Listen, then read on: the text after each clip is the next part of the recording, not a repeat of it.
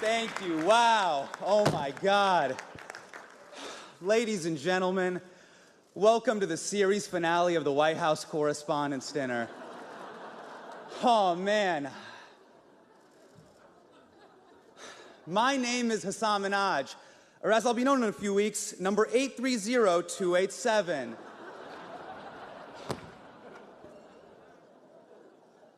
Who would have thought, with everything going on in the country right now, that a Muslim would be standing on this stage for the 9th year in a row, baby?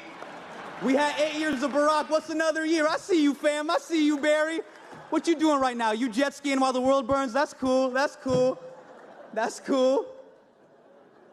For those of you who don't know me, I am a correspondent on The Daily Show on Comedy Central. Now, I see some of you whispering to each other, what is Comedy Central? It's basically an internship for Netflix.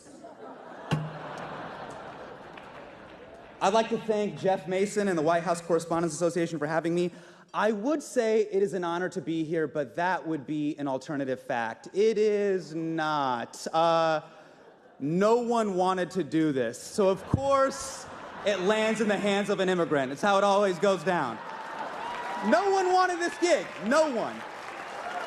Don Rickles died just so you wouldn't ask him to do this gig, all right?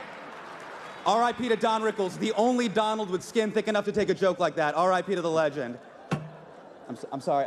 That's my only Trump joke. I was explicitly told not to go after the administration. I promise you, that's my only Trump joke. You were not told that. Believe me.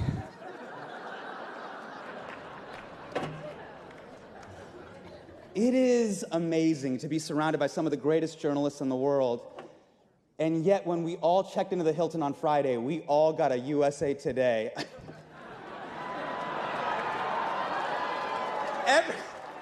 Every time a USA Today slides underneath my door, it's like they're saying, hey, you're not that smart, right?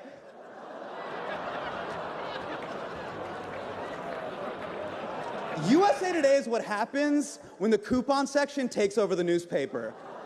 Like, what, is this an article about global warming or 50 cents off Tide? Either way, the pictures are so pretty.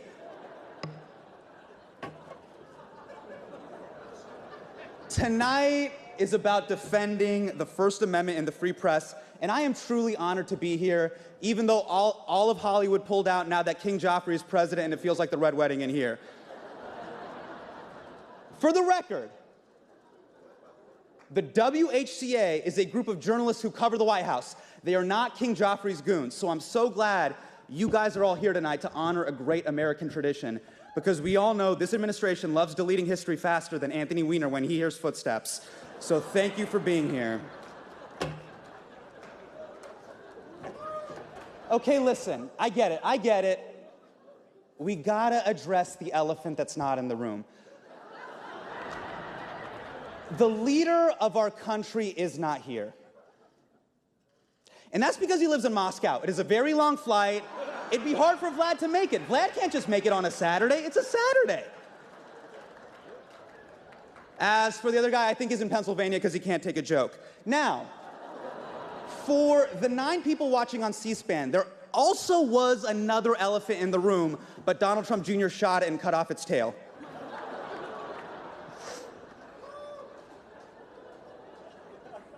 You know, a lot of people told me, Hasan, if you go after the administration, it would be petty, unfair, and childish. In other words, presidential. So here we go. I get why Donald Trump didn't want to be roasted tonight. By the looks of him, he's been roasting nonstop for the past 70 years. Historically, the president usually performs at the Correspondents' Dinner, but I think I speak for all of us when I say he's done far too much bombing this month. Now, a lot of people in the media say that Donald Trump goes golfing too much. You guys are always like, he goes golfing too much, which raises a very important question. Why do you care? Do you want to know what he's not doing when he's golfing? Being president. Let the man putt-putt. Keep him distracted. Teach him how to play badminton. Tell him he has a great body for bobsledding. Play him tic-tac-toe. The longer you keep him distracted, the longer we're not at war with North Korea. Every time Donald Trump goes golfing, the headline should read, Trump golfing, apocalypse delayed, take the W. This is great. I love this. Even if you guys grown, I've already hired Kellyanne Conway. She's gonna go on TV on Monday and tell everybody I killed. So it really doesn't matter. But I love that everybody's drinking, having a good time. This is beautiful. You know Donald Trump doesn't drink, right? Does not touch alcohol, which is oddly respectable. But think about that. That means every statement, every interview, every tweet, completely sober. How is that possible? We've all had that excuse, haven't we? Be like, I said what? No, listen, babe, I swear to you, I was hammered. That's not who I really am. What does Donald Trump tell Melania? Listen, babe, last year on that bus with Billy Bush, that's exactly who I am. He tweets at 3 a.m. sober.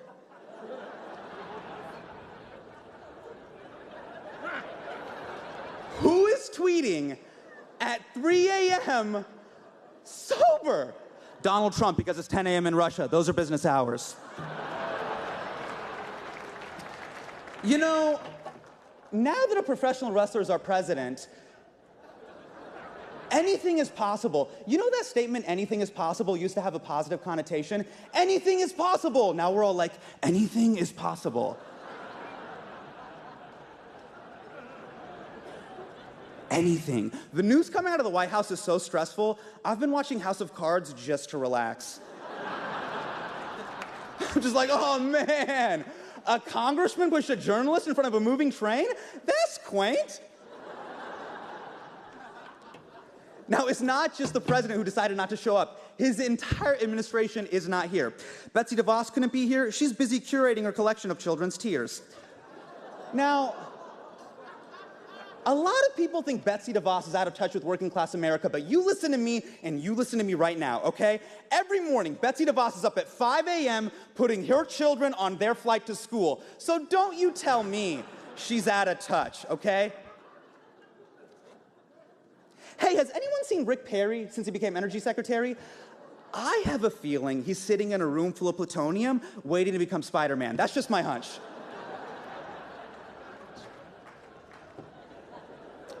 Now, a lot of people think Steve Bannon is the reason Donald Trump dog whistles to racists. And that is just not true. Ask Steve Bannon. Is Steve Bannon here?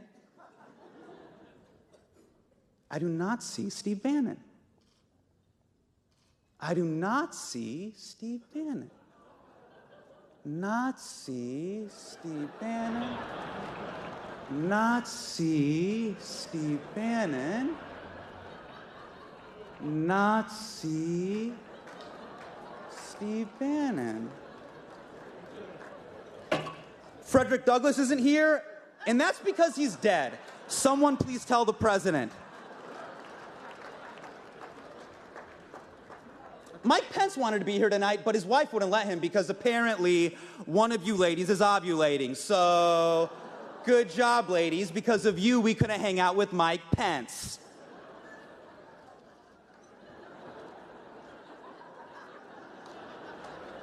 Now, Ivanka Trump isn't here either, and I wish she was. Because if she was here, I would ask her the question that we're all thinking. Why? Why do you support this man?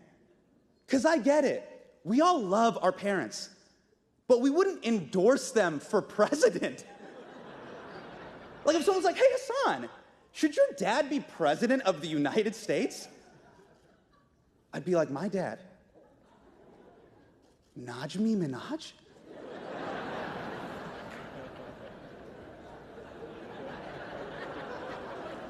The guy who tries to return used underwear to Costco?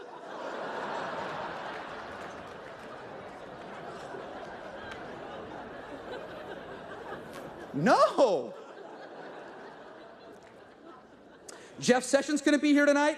He was busy doing a pre-Civil War reenactment.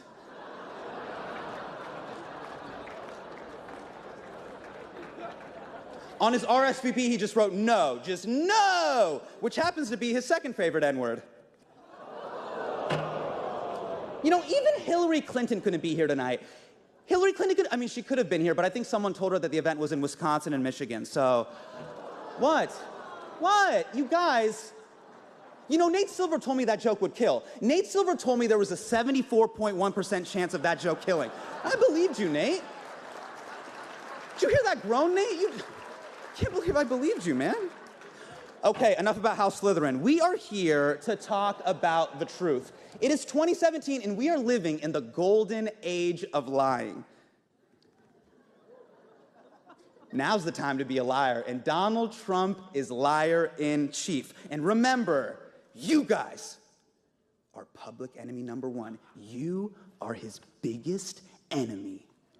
Journalists, ISIS, normal length ties.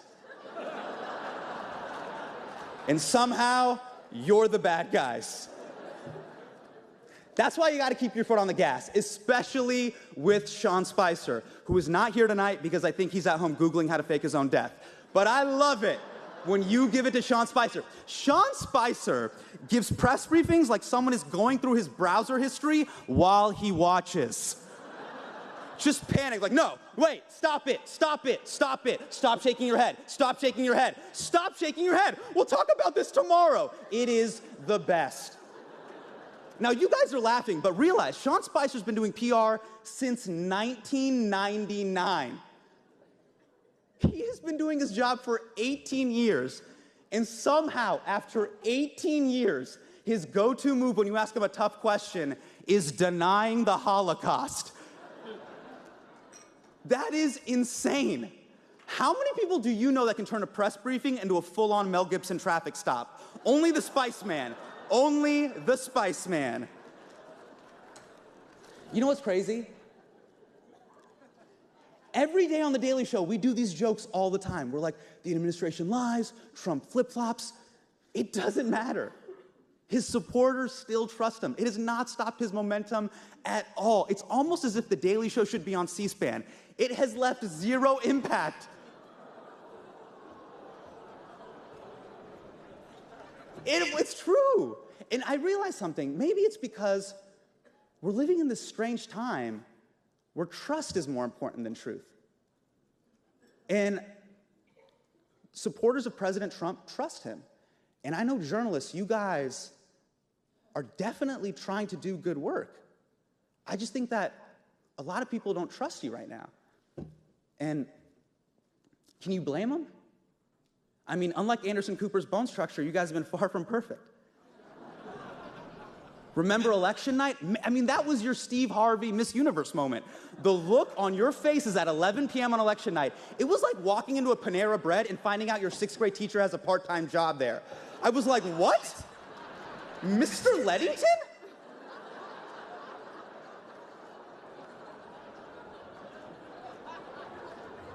I guess you don't have all the answers. Because it was all fun and games with Obama, right? You were covering an adult who could speak English, and now you're covering President Trump, so you got to take your game to a whole new level. It's like if a bunch of stripper cops had to solve a real-life murder.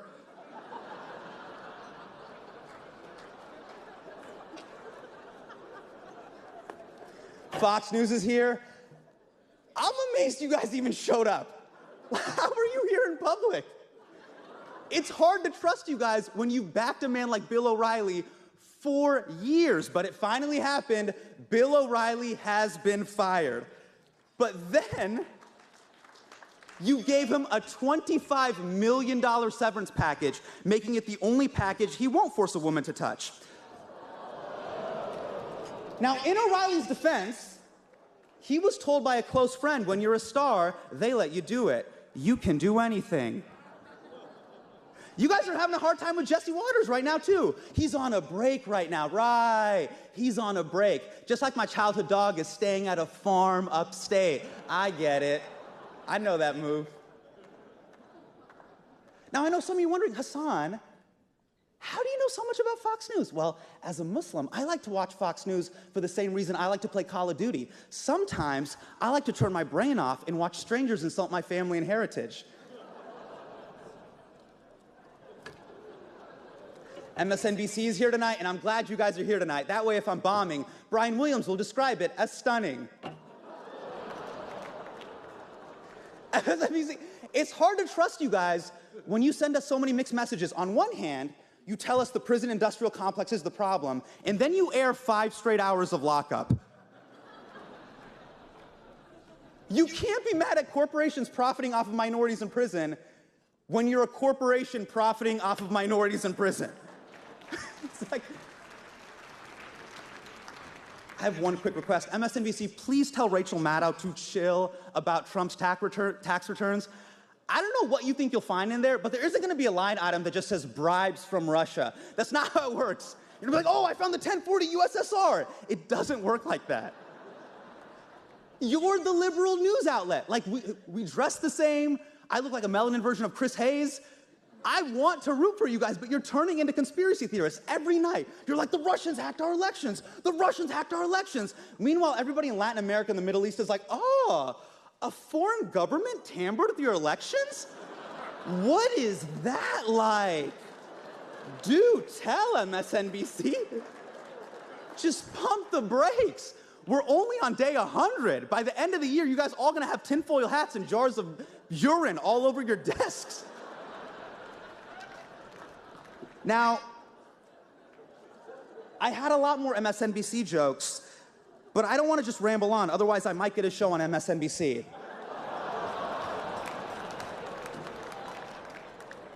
Last but not least, my favorite entertainment channel is in the building tonight. CNN is here, baby.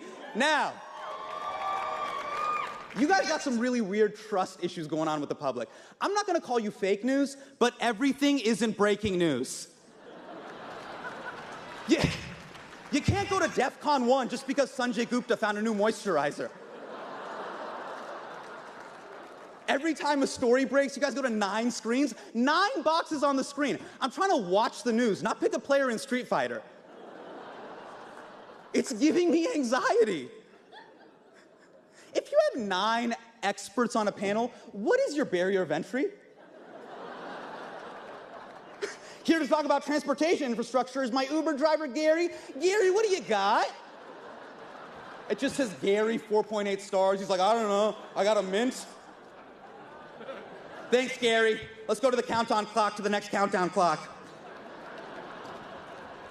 All you guys do is stoke up conflict. Don, every time I watch your show, it feels like I'm watching a reality TV show. CNN Tonight should just be called, wait a second, now hold on, stop yelling at each other with Don Lemon.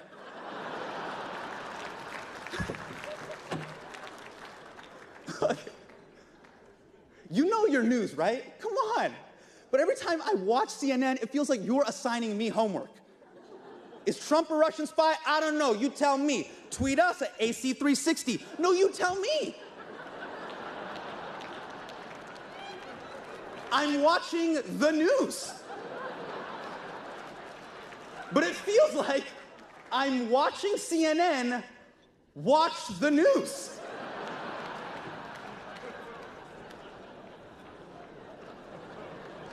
Please, just take an hour.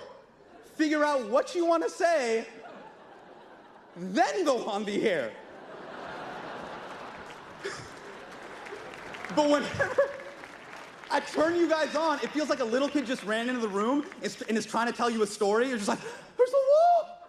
It's a 1.4 billion. 1.4 billion. Paul Ryan. Breathe. Take a minute.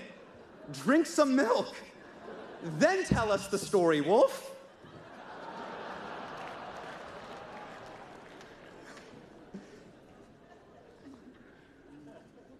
I know I'm busting balls. I don't have a solution on how to win back trust. I don't. But in the age of Trump, I know that you guys have to be more perfect now more than ever. Because you are how the president gets his news. Not from advisors, not from experts, not from intelligence agencies, you guys. So that's why you gotta be on your A game. You gotta be twice as good. You can't make any mistakes. Because when one of you messes up, he blames your entire group. And now you know what it feels like to be a minority.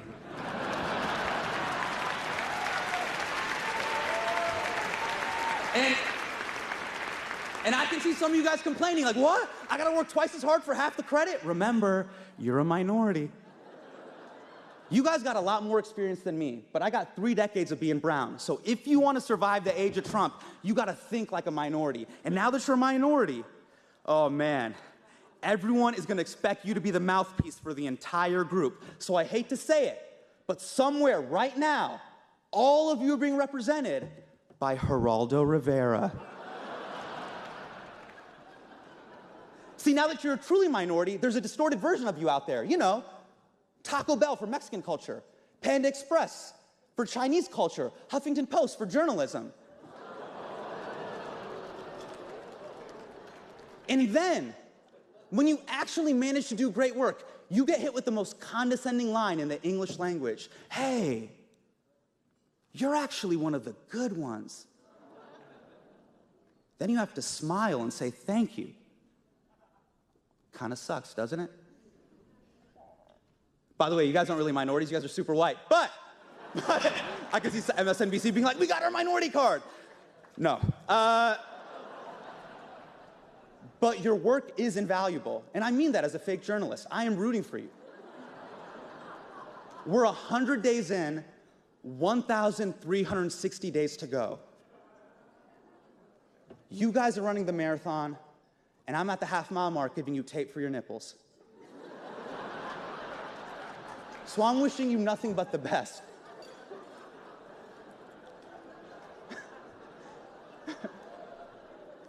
You chafed, Van? You look chafed? It's a long way to go. This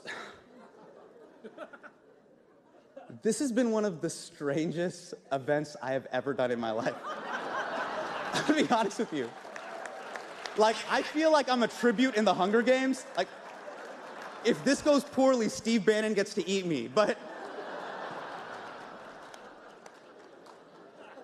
I was asked to not roast the president and the administration in their absentia. And I completely understand that. We are in a very strange situation where there's a very combative relationship between the press and the president.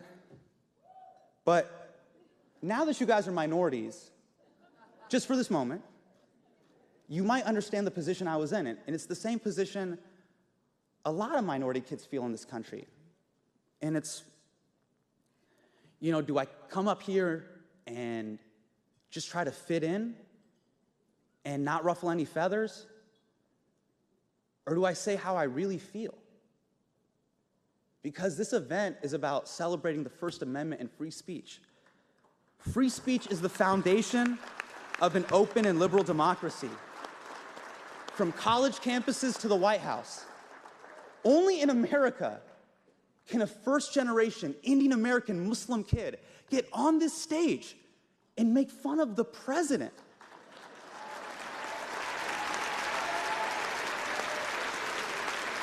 The orange man behind the Muslim band.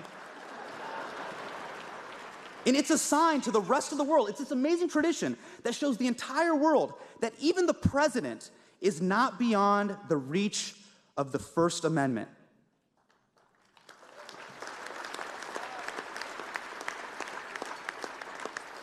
But the president didn't show up because Donald Trump doesn't care about free speech. The man who tweets everything that enters his head refuses to acknowledge the amendment that allows him to do it. Think about it. It's almost, what is it, 11? It's 11 p.m. right now. In 4 hours, Donald Trump will be tweeting about how bad Nicki Minaj bombed at this dinner. And he'll be doing it completely sober. And that's his right. And I'm proud that all of us are here tonight to defend that right, even if the man in the White House never would. So I'd like to thank the White House Correspondents Association for having me here. I want to thank all of you. I want to thank Woodward and Bernstein for inspiring a generation of journalists. And I would like to thank Donald Trump for inspiring the next. Thank you so much. It's been an honor.